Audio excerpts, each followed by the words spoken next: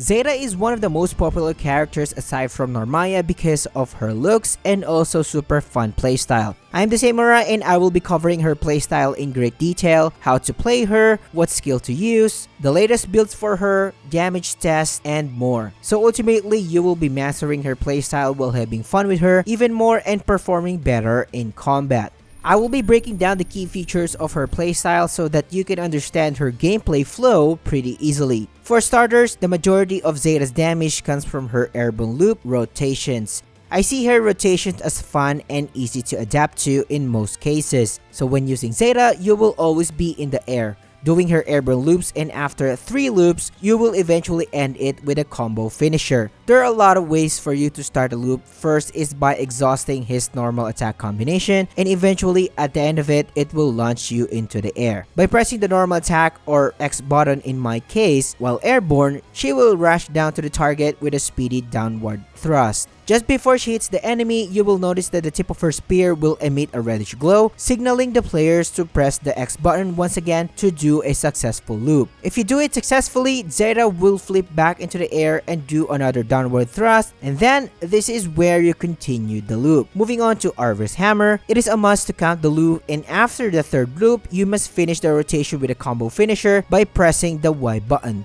If you did it correctly, notice that Zeta will briefly pause in the air and do a powerful helm breaker that will deal tons of damage to targets. This move is called Arver's Hammer as mentioned, and the greatest damage dealing attack in her repertoire. Note that while you are airborne and doing the loops, you can effectively dodge most of the ground attacks like tail swipes and the like, so use this to your advantage. Just a short recap about her rotation. Your optimal rotations for Zeta will doing normal attacks, getting launched into the air, doing 3 loops, and finally dropping an Arver's Hammer as a combo finisher. So take note of these and you will go far. Now that the basics of Zeta's gameplay and rotations are out of the way, it is time for more tips that will further enhance your gameplay. The first one would be prioritizing Arver's Hammer. As mentioned previously, Arver's Hammer is your hardest dealing attack, so it is mandatory to prioritize landing Arver's Hammer more than anything as frequently as you can. The second is link attacks can lead to Arver's Hammers. Always make sure that you will perform Arver's Hammer every successful link attacks, as Zeta can launch into the air by pressing the normal attack button and drop a combo finisher every after link attack. Take this as a free Arver's Hammer window. The next one on the list is loop timing. It may take a while to master her airborne loop, especially when dealing with mobile bosses.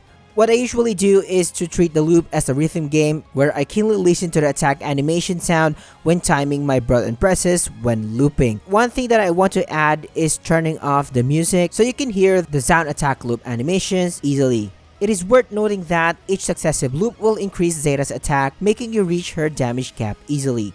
The next tip on the list is taking advantage of Arver's Fermare debuffs. Arver's Fermare is a special debuff that is exclusive to Zeta. What it does is that enemies inflicted with this debuff will suffer more damage for Zeta, which can even help you deal damage and reach the damage cap easily. Players can inflict these status effects by successfully doing the mentioned 3 mandatory airborne loops or when hitting enemies with skills, which we will discuss later on. The next step on the list is don't stay on the loop longer than needed. Believe me, I get it, doing her loops is pretty fun and engaging, however, you wouldn't want to stay in the loop for a long period. Although you can do this on the other hand, you will be dealing with lower DPS over time if you do this. Always remember to stick with 3 loops and drop the Arver's Hammer as intended. Moving on to the next one, which is her parry capability. Aside from using one of her skills, Zeta can normally parry attacks by pressing the Y button when on the ground. If you can time this correctly, when an enemy attack is about to hit, you can parry it and it will launch you into the air to do airborne loops. But before anything else, if you are into straight to the point guides or just love Japanese role-playing games like this one or RPGs in general, subscribe to the channel, hit the like button, and it will surely help me a lot. Join our Discord server as we are building an empire where you can find like-minded people who love the genre. Also tell me in the comments whose character would you like me to cover next or what guides you want me to make that you think will help you in the long run. Now back into the video. Now that the gameplay tips are out of the way, let's move on to Zeta's recommended skills. For the sake of the video, I will be providing the best and essential ones for you to be able to deal the best damage possible. The first skill on the list is Infinite Wonders. This is Zeta's greatest range skill overall, as you can hit the enemy at any point of time, maintaining your DPS and also inflict Arvis Fermare in the process. Usually I use this skill as an opener when the fight starts before closing in to the enemy. This skill has a short skill cooldown, so use it to your advantage. Just like any other melee DPS, a gap closing skill is a must, and Spear of Arvis can do the job. Not only this skill can maintain your ideal range when hitting enemies, but it can also launch you into the air afterwards, so you can transition into your airborne loops right away. So expect to use this skill a lot as well. The third skill on the list is Wing Clipper. Wing Clipper is a pretty interesting skill as it can paralyze targets. This is beneficial to you as it can help you land more airborne loops on your targets as they are unable to move during the status effect's duration, and overall a great utility for the whole team. Although I find this skill a little slow at times, and if you are like me, you can take advantage of the next skill that I will be mentioning. If you find the Wing Clipper a little slow for your rotations, I suggest slotting in Rain of Fury instead. Not because of its attack down debuff, but because this skill is easy to weave in between your attacks for extra damage. Now moving on to the next skill, which is Vengeful Flames, a mandatory skill that buffs Zeta with supplementary damage buff. Note that a supplementary damage adds 20% additional damage aside from your original attacks, so notice that it does stack with supplementary damage trait that will be equipping later on. Now the skills are out of the way, let's move on to Zeta's build. Starting with her suggested weapon first. You will not have access to your final weapon, so I will be suggesting using Gisla first, and then when you unlock your ascension weapon, which is Brionac, you will need to max this weapon and fully awaken it if Zeta is your first character. After maxing Brionac, you will eventually use Gable, Impeller of Ruin, and all of the characters in this game need to have their terminus weapon or their final weapons. You will be upgrading this to its maximum level and fully awaken it to provide the best possible attack stats for Zeta. This weapon provides a level 25 Catastrophe trait, which increases the attack stats by 50% and damage cap by 100% when HP is below 45k. Also with a level 15 regen, not a big deal and good as a bonus. And also a level 5 damage cap and sigil booster trait, which increases all of your traits by 1. Totally the best slot weapon for Zeta as of the moment. For the Gable's Rightstone on the other hand, it is advisable to use a Vitality Rightstone with a level 10 critical hit chance. This is mandatory so you can reach the 100% critical hit chance later on. For the second and third traits, it is hard to recommend an exact traits due to the RNG reasons. But if you can slot in a DPS oriented traits like Combo Booster or Life of the Line like what I have here, the better. So far, this is the best one I have. Moving on to Mastery next, and of course pretty much by now 100% max Mastery progress is a must. What I want to focus on is what over Masteries that we need to be prioritizing. The general rule of thumb is to focus on the following bonuses, and this applies to almost every character. It is recommended to aim for a critical hit rate up 20% to reach 100% critical chance if you follow all the recommended setup in this guide. Normal attack damage cap up 20% and skill damage cap up 20% as well.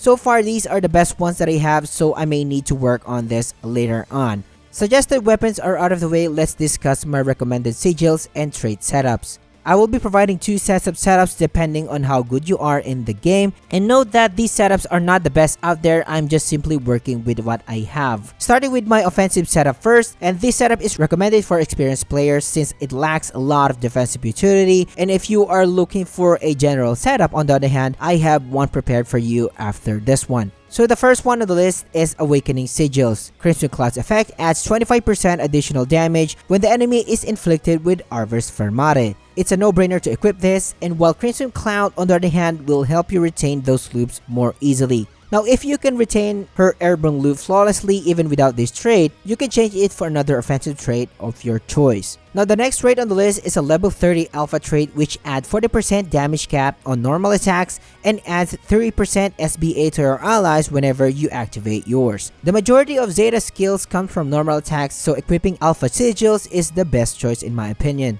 Next is level 30 Gamma trait, which provides a general 30% damage cap boost to this build, along with a shield that activates and nullifies up to 50% damage after activating your SBA. Having that 30% additional damage cap is beneficial for this build, especially since I'm seeing a lot of damage improvements after being buffed by Cagliostro in online sessions. The shield for the most part is rather a bonus and nice to have, since this build lacks defensive utilities and it saves me occasionally when making mistakes in combat. The next sigil on the list is damage cap, and by now we all know how damage cap works and how it is essential in terms of dealing damage overall. A level 65 damage cap trait is essential to reach the highest damage potential possible. Next up is a supplementary damage sigil, and having a level 32 sub damage trait is a must to take advantage of its immense additional damage. For this setup, I only managed to equip 2 sub damage sigils, but still you will have a total of 74% damage chance of proccing it. The next trait on the list is Life of the Line sigil. Combined with the Vitality Stone, a level 22 Life on the Line trait provides a 42% attack damage boost to this build, so it can help us reach the damage cap easily. Not being able to receive heals from allies has never been an issue at late game, and you will have your potion hoarder traits anyways to cover up the healing anyway. The next trait on the list is a level 15 quick cooldown trait. Having at least level 15 quick cooldown trait is beneficial for any build, but of course having 3 is the goal. But since I do not have sub 5 plus at the moment, this is the best that I can do for this build. Of course, the faster you have access to your skills, the better the damage. The next trait on the list is a level 15 Tyranny trait, which adds 30% attack to this build. This trait helps us to reach the damage cap, and that 20% HP loss will help you achieve the Catastrophe trait requirement and make your HP below 45k if you are using Aegis. Usually if you have quick cooldown trait, you do have at least level 15 Cascade as well. This will lessen your skill cooldown by 1.6% when you hit an enemy. Another essential trait to have is at least level 15 critical hit rate, which provides 30% additional critical chance. This will help us achieve the 100% critical chance later on. The good old level 15 stamina trait is still suggested for more damage. The 51% additional attack that this trait provides is recommended for this build. Now we've tackled the core traits for this build, it is time for other trait suggestions. We have little to no slot to work on here because of the alpha gamma combination, and the only trait that you can change here is the Cascade trait. If you are not comfortable with having 30k HP, you can change it with something like Aegis, Improved Dodge, or Potion Hoarder to increase your overall survivability. The selling point of this build is you can slot in a handful of defensive utilities, perfect for the general player base. I will just go over the changes that I have made here compared to the previous setup, and you can see all of the changes made on the screen right now. Pause the video if you need to, and feel free to adjust all of the defensive traits here according to your preference. The overall build is out of the way, let's now move on to damage test. In this section, I will be providing damage result samples for Proto Bahamut and Pieta fights for the offensive build. For both Proto Bahamut and Pieta fights, we are seeing 150 to 160k damage range, totaling of 40m damage plus. Of course, this could be higher as you master Zeta in the long run, but for now, this is what I usually get. I usually do 3 fights where I perform optimally, and note that these results may vary if there were buffers around, especially Cagliostro. Note that these are not the best damage results out there, and I know a lot of people can do better and way higher depending on mastery. For the general setup, I haven't included in these results, but you will be dealing lesser damage compared to the offensive setup, but not a mile. Overall, you can go wrong with either of these 2 builds. Although we can say that I have noticed a discernible increase in my overall damage, it is more of a question if you are willing to sacrifice almost every defensive utility you have. Zeta is a certified waifu as well and is fun to use. Let me know in the comments what you think about her playstyle so far and all the things that you have learned from this video. However, if you are new to Relink and want to have the best start possible, click the videos here and I will catch you on the next one.